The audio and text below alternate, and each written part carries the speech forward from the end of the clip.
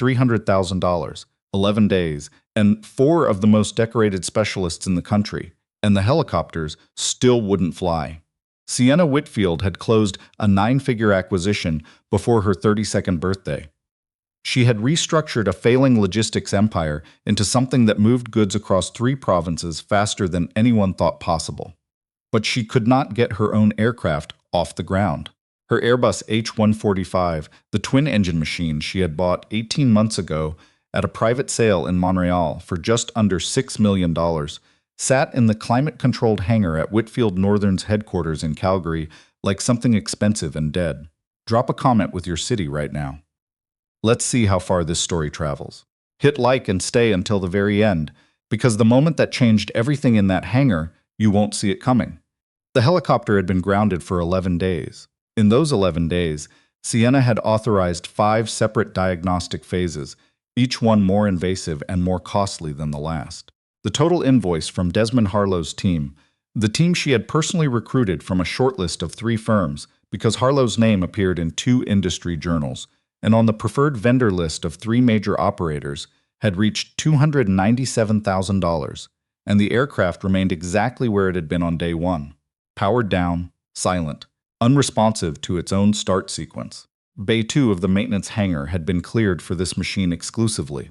Whitfield Northern operated a fleet of 14 aircraft across northern Alberta and British Columbia, servicing mining operations, medical transports, and the particular kind of remote access work that only helicopters could do in a province where the roads ended and the landscape kept going.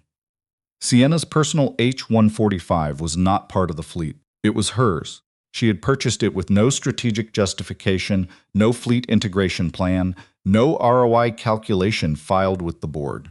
She had seen it at the Montreal sale, sat in the left seat, put her hands on the cyclic, and felt something in her chest that had nothing to do with business and everything to do with the specific irrational pull of a machine that was exactly right.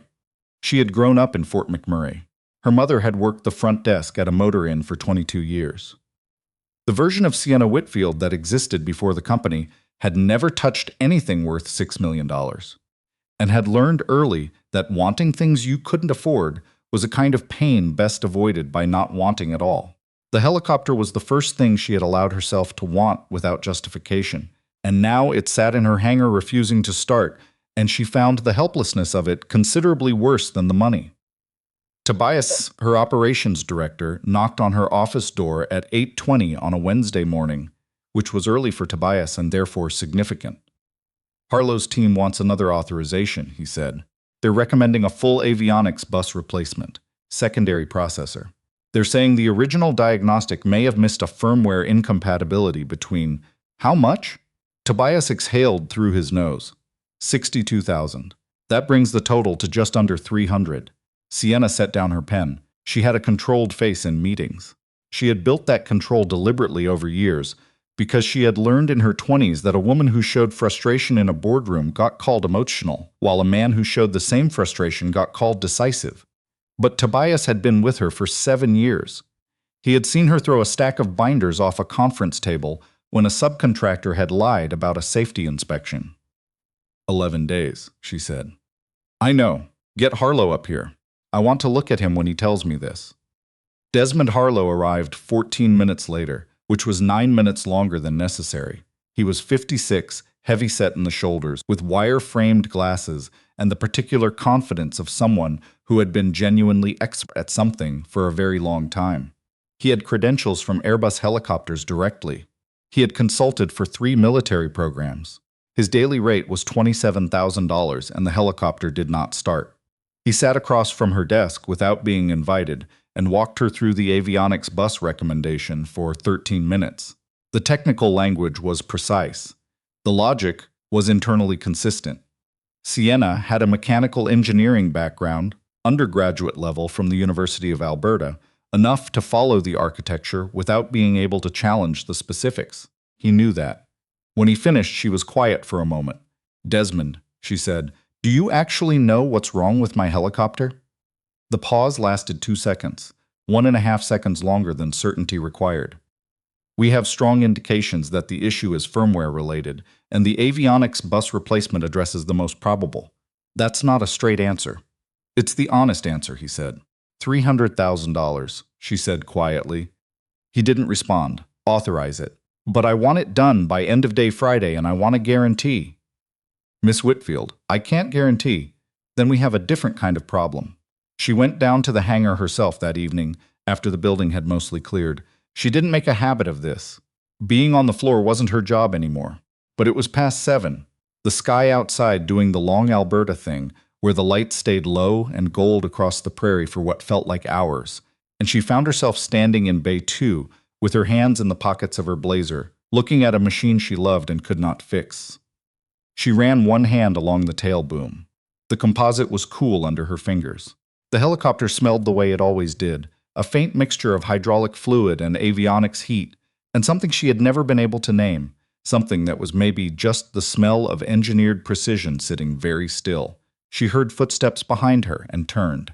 It was Kiera Sumner, one of the junior avionics technicians. 24, quiet, had been with the company for 14 months. Sorry, Kiera said, pulling up short. I just came back for my tablet. I didn't know anyone was. You're fine. Vanessa turned back to the aircraft. You've been around this job. What's your read? Kiera was quiet for a moment, calculating the professional risk of having an opinion that contradicted Harlow's team. I think, she said slowly, that whatever it is, it's small, physically small, because every diagnostic comes back within normal ranges at the system level. The aircraft is structurally and mechanically sound, but something is stopping the start sequence from completing. It reminds me of an issue I read about on the older EC-145 platform. A thermal sensor relay that would intermittently fail under specific ambient conditions. You mentioned this to Harlow. He said the H145 systems aren't analogous to the legacy platform. He's not wrong about that. No, Kiera agreed. He's not. Sienna looked at the helicopter for another minute after Kiera left, alone in the quiet of Bay 2, while the machine sat there and offered nothing. The 12th morning arrived with no particular drama. Sienna was at her desk by 7:15 when her phone rang. It was the ground-level security desk. Miss Whitfield, there's a situation at the service gate. A parts courier came in. He's got a manifest for Whitfield Northern, but the part numbers don't match our system. And he was asking Kiera about the H145. He saw it through the hangar doors and just stopped. He's saying he might know what the problem is, and Mr. Harlow is. Miss Whitfield, Mr. Harlow is very upset. Don't let anyone move that truck. I'll be down in 2 minutes. She heard Harlow before she reached the hangar floor. His voice carried with the resonance of a large man whose authority was being questioned. She pushed through the stairwell door and took in the scene. Harlow, arms crossed, face flushed, talking at a man in a faded canvas work jacket, holding a paper manifest. The man was maybe 35 medium height, lean in the way that came from physical work rather than a gym. Dark hair that needed a cut. His jacket had a small embroidered logo on the chest. Bryce Arrow something. The lettering too small to read from across the floor. His boots had been resoled at least once. He was looking at the helicopter. Not at Harlow, not at the technicians who had formed the loose, uncomfortable semicircle that people formed during confrontations they didn't know how to leave. He was looking at the tail section, specifically at the area around the fenestron housing and the avionics bay access panel, with the focused, unhurried attention of someone working through a problem in their head. I don't care what you think you saw, Harlow was saying, because I am telling you, we have run every standard and non-standard diagnostic protocol on that aircraft, and the suggestion that a thermal relay fault could have been missed. I didn't say missed, the man said without looking away from the aircraft. His voice was calm and unhurried, a prairie accent with some northern Alberta in it.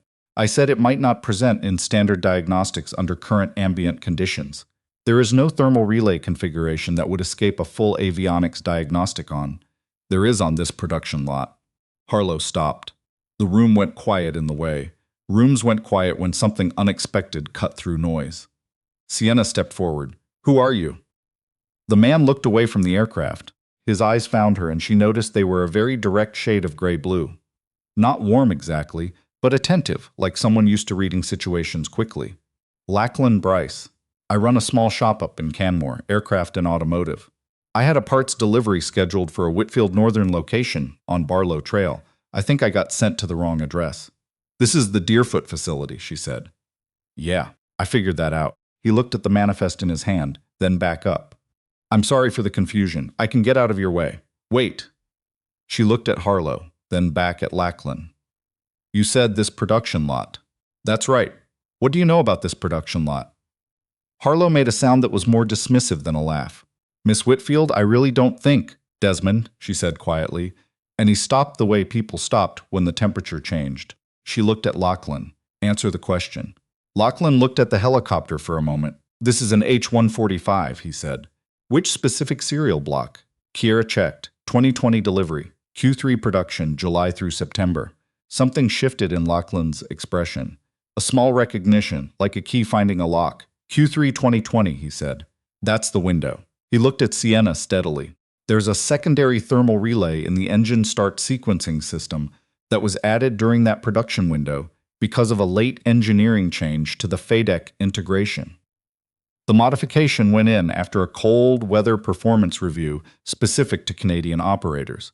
It was documented internally at Airbus helicopters, but never made it into the standard maintenance manuals before they were finalized for distribution. The hangar was completely silent. There's a relay module behind the main avionics bay, he continued, on the port side, tucked behind the environmental control ducting. It monitors ambient temperature against a threshold for the start sequence. In normal conditions, above -5 or so, it's transparent. The primary system handles everything. But in sustained cold, a Calgary spring where overnight temperatures stay below -15 for a week or more, if that relay has any micro-corrosion or thermal fatigue in the contact points, the cold cycling is enough to create intermittent opens, which means the FADEC initiates the start sequence but doesn't get a clean confirmation from the thermal loop. So the engines spool, but don't light. Every diagnostic reads the primary system as nominal because the primary is nominal.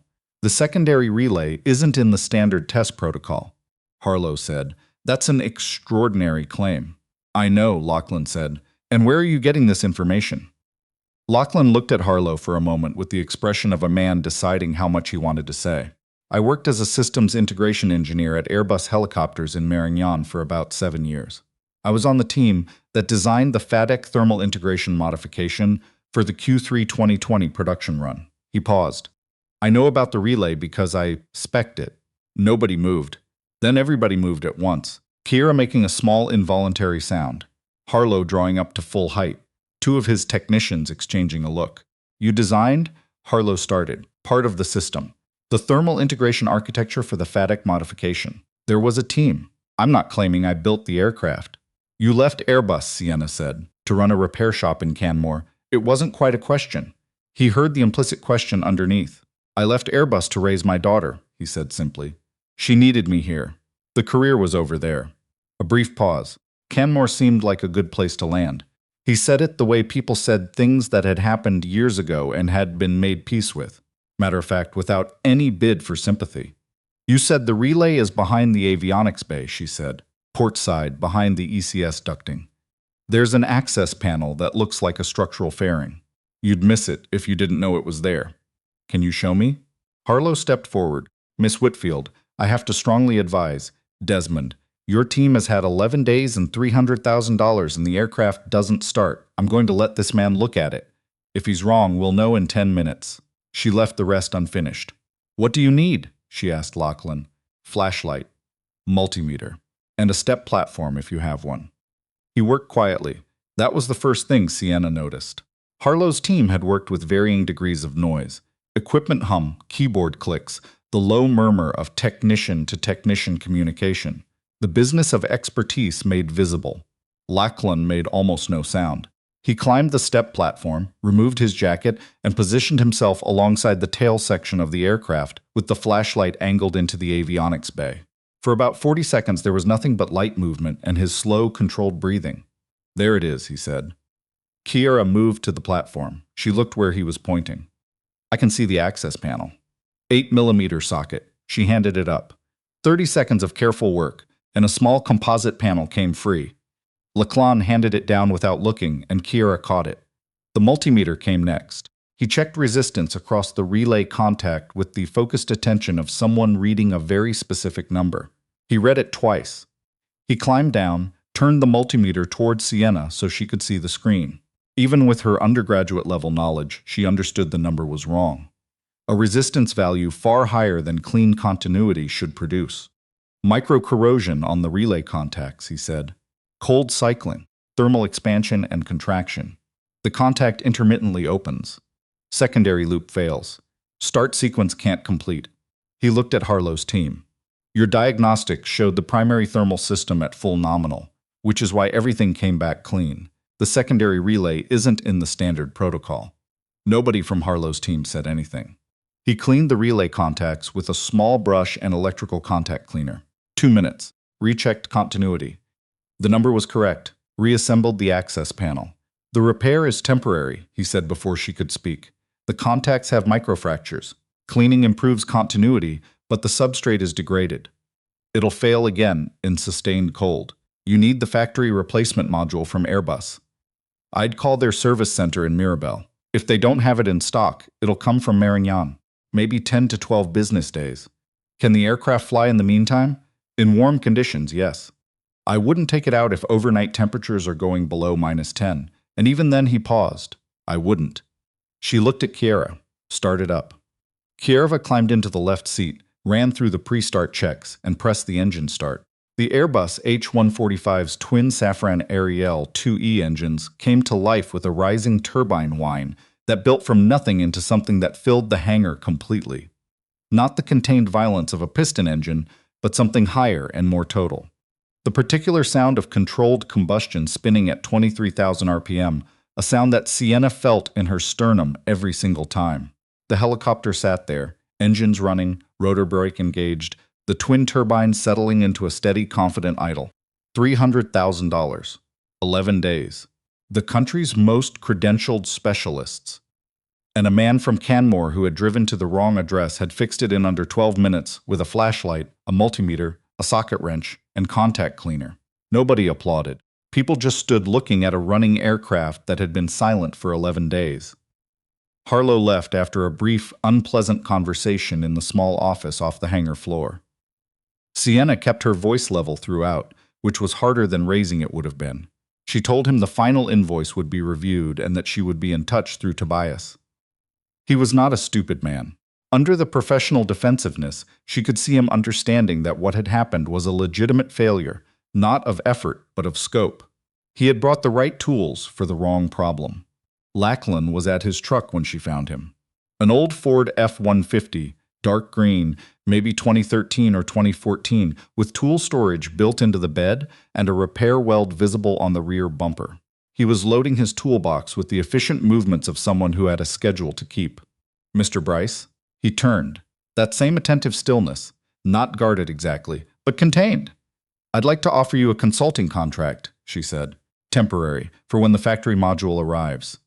I want someone who understands the specific aircraft's thermal system in the room when the part comes in. What are you offering? Name a rate. I charge $240 an hour for specialized consultation. Done.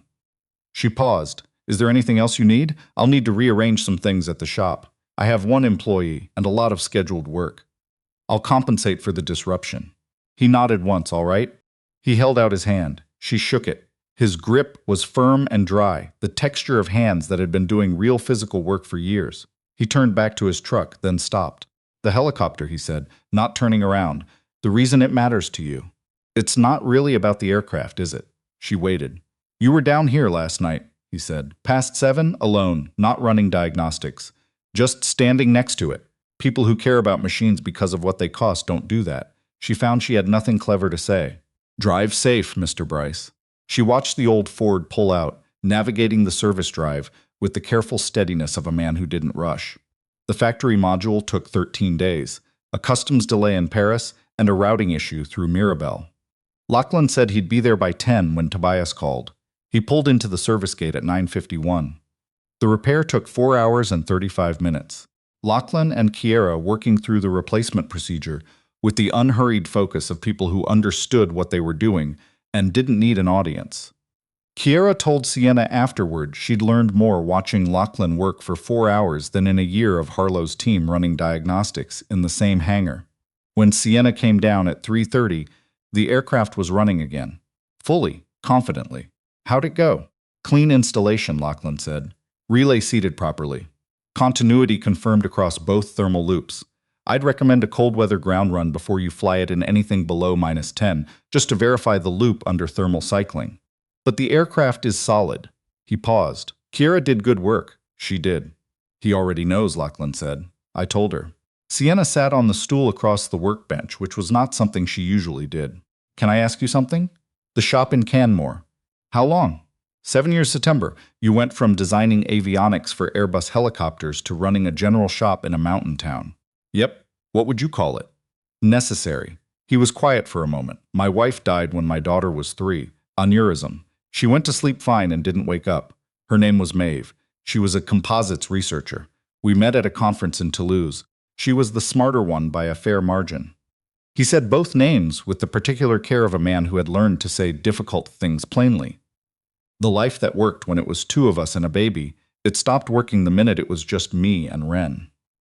She needed a father who came home at the same time most days, who was there for the school things and the sick days and all the ordinary things that don't look like much until you're the only one responsible for them and you understand they're actually everything. So I came home, built the shop. That was the right call. Do you miss it? The engineering work, sometimes. When I see an aircraft like this, he glanced at the H145, and I know what's underneath it. There's a part of me that misses being inside that problem at that scale, but I don't miss the life around it. And you can't have one without the other. No, she said. You can't. How old is she now? Your daughter. 9. His face did something different when he said that. Something more direct and unguarded. 9 3/4. She'd tell you the quarters matter. Sienna smiled before she could decide whether to. She wants to be a marine biologist, he said. Last month it was a park ranger.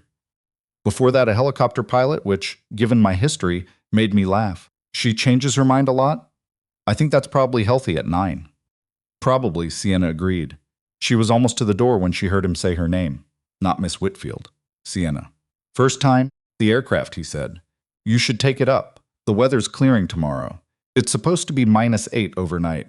-8 is fine. I said -10, he almost smiled.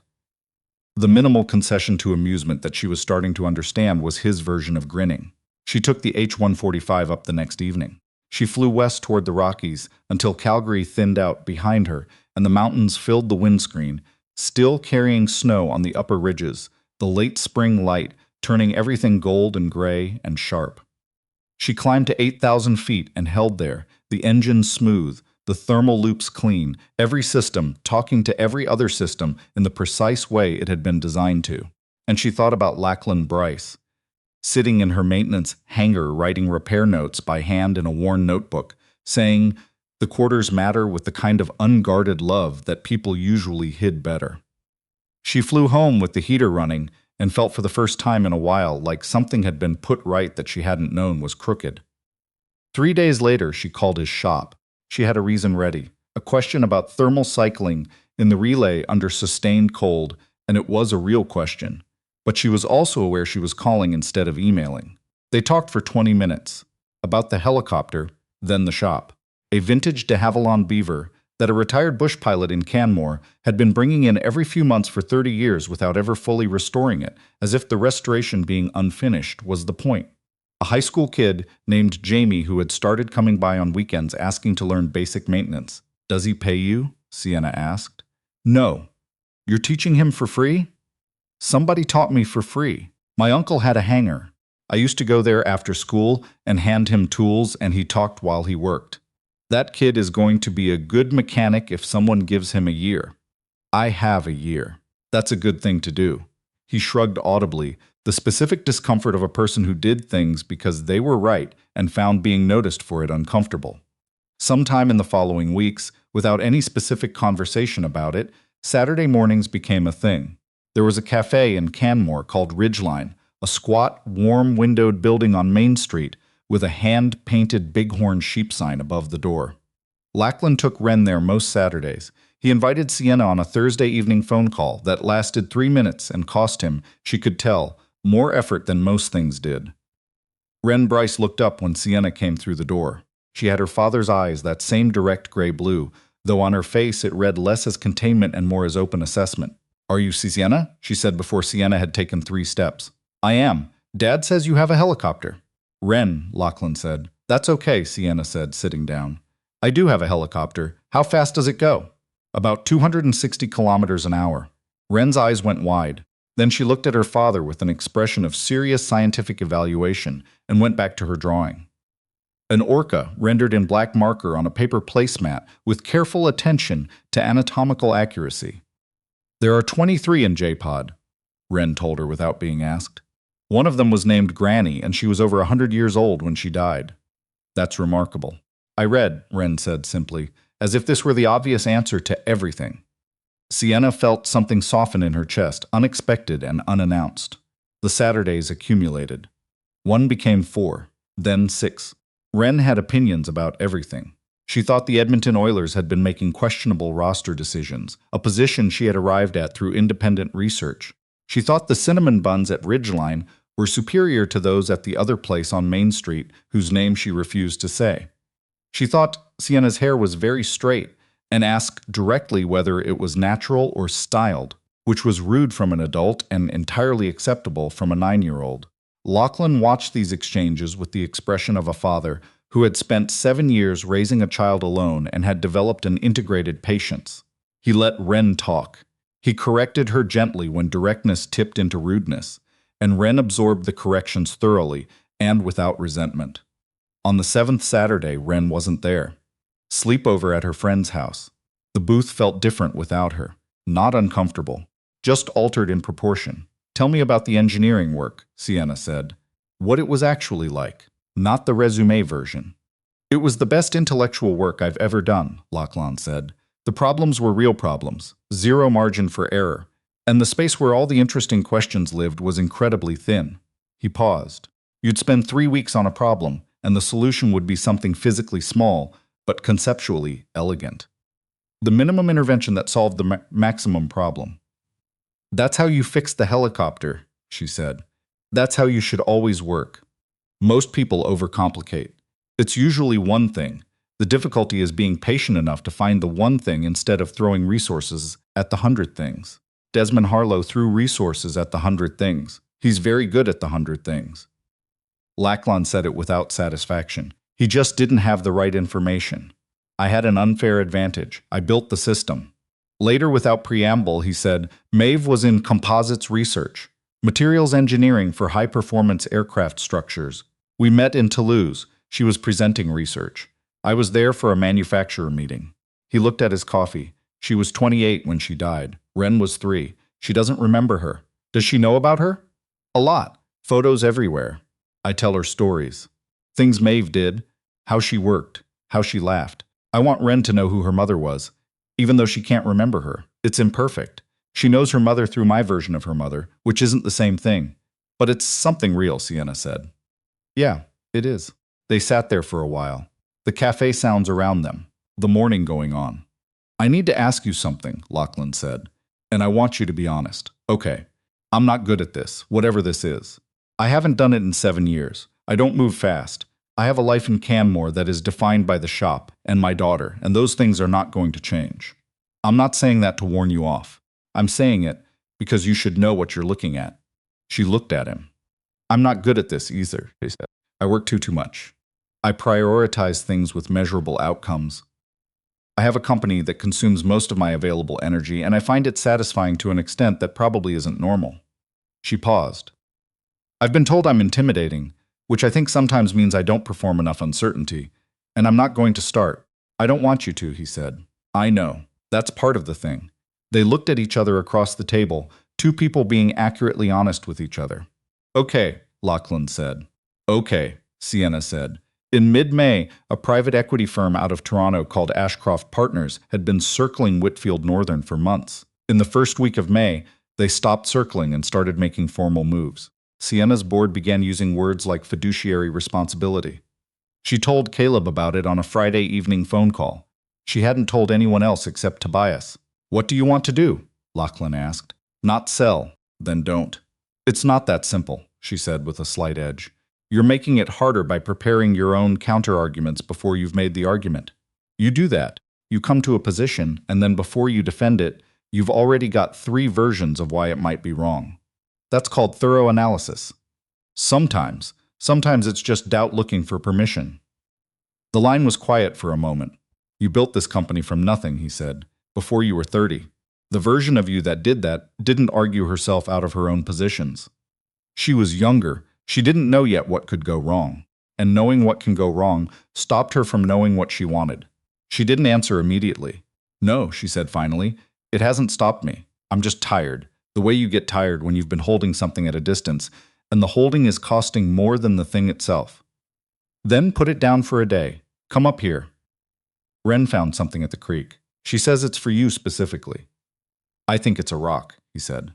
But she's treating it like classified intelligence. The board meeting was the following Thursday. She spent 5 days building the argument. The company's operational culture was the value driver. PE acquisition of specialty aviation operators at this scale had a documented pattern of optimizing financial metrics while degrading the thing that made those metrics possible. It was a real argument, analytical and correct, and it was also personal, and she stopped pretending those two things needed to be separated. The board voted 5-2 to reject the Ashcroft offer. She texted Lackland from the parking lot. Board meeting done. 5-2. His response came 4 minutes later. Good. Wren found something else at the creek. She says it's better than the rock. Wren's rock was a piece of granite with a clean band of quartz running through the center. It looks plain from the outside, Wren had explained, but the inside part is actually the interesting part. The second thing was a piece of weathered glass, green, worn smooth by the creek until every edge was gone. It used to be sharp and now it isn't, Wren said. Dad says that's called abrasion. The glass went on Sienna's windowsill next to the rock. On the last Saturday of May, Lachlan drove her up into the mountains above Canmore in the old Ford, just the two of them, Wren at her friend's for the afternoon. The road got narrower and steeper and opened into a pull-off with a view west that was, in the plain truth of it, one of the more beautiful things she had seen. The Rockies went on in every direction, still carrying snow, the afternoon light turning everything gold and sharp. They sat on the truck's tailgate. The altitude thinned the air slightly. I come up here when I need to think, he said. About what? Different things. Maeve sometimes. Decisions about the shop. Whether Wren's teacher is actually as ineffective as Wren claims. He glanced at her. You. Lately. She looked at him. Whether you're going to be okay, he said, with all of it. Whether what you have in Calgary and what's happening up here can exist together. Is that something you're worried about? It's something I think about. Which is different from worried. She was quiet for a moment. The wind moved through the spruce around them. There's room, she said. I'm not saying it'll be easy. I know myself. I'll disappear into work during bad stretches. I'll be hard to reach. But I'm also not a person who wants to spend my life in a glass tower having earned everything and chosen nothing. She looked at him directly. I choose this. He reached over and put his hand on hers where it rested on the tailgate. Not dramatically. Just the way he did things. I choose it too, he said. She drove back to Calgary that evening in the H145 because the weather was clear and the aircraft deserved to be flown. The engines were exactly what they should be. Thermal loops clean. Continuity confirmed. Every system talking to every other system in the precise way it had been designed to do. She thought about a secondary thermal relay behind an avionics bay on the port side, tucked behind environmental control ducting in a hidden compartment behind a panel that looked like a structural fairing. A connection so small that no standard diagnostic would find it. A failure so minor in warm weather that it didn't matter. And in the cold, in the sustained cold, when the metal contracted and the tolerances closed and the margins disappeared, everything stopped. The smallest fault in the system. The one nobody thought to look for. She had spent most of her adult life building systems and protecting them against the visible failures, the big diagnosable expensive failures that justified credentialed experts and organized responses. What she had been worse at was the secondary connections. The things that ran parallel to the main architecture, undocumented, carrying part of the load without announcement. The connections that only became visible when they failed, and that failed not catastrophically but quietly, at the threshold where tolerance ran out. She was learning to maintain those. It was slower than building. It required a different kind of attention. It required looking at the things that didn't announce themselves and understanding that they were part of what made everything run. She landed at the Deerfoot facility at 10:15. The hangar was quiet. Her phone had one text from Lachlan that said only safe flight and one from Wren that said Jamie from the shop thinks helicopters are cooler than cars now, and I agree. She answered Lachlan first. Safe. Thank you for today. Next Saturday, he wrote back. Next Saturday, she replied. She set her phone down and stood in the hangar. For a moment, the H145 settling behind her, the turbines winding down into silence, the specific ticking of hot metal cooling in still air.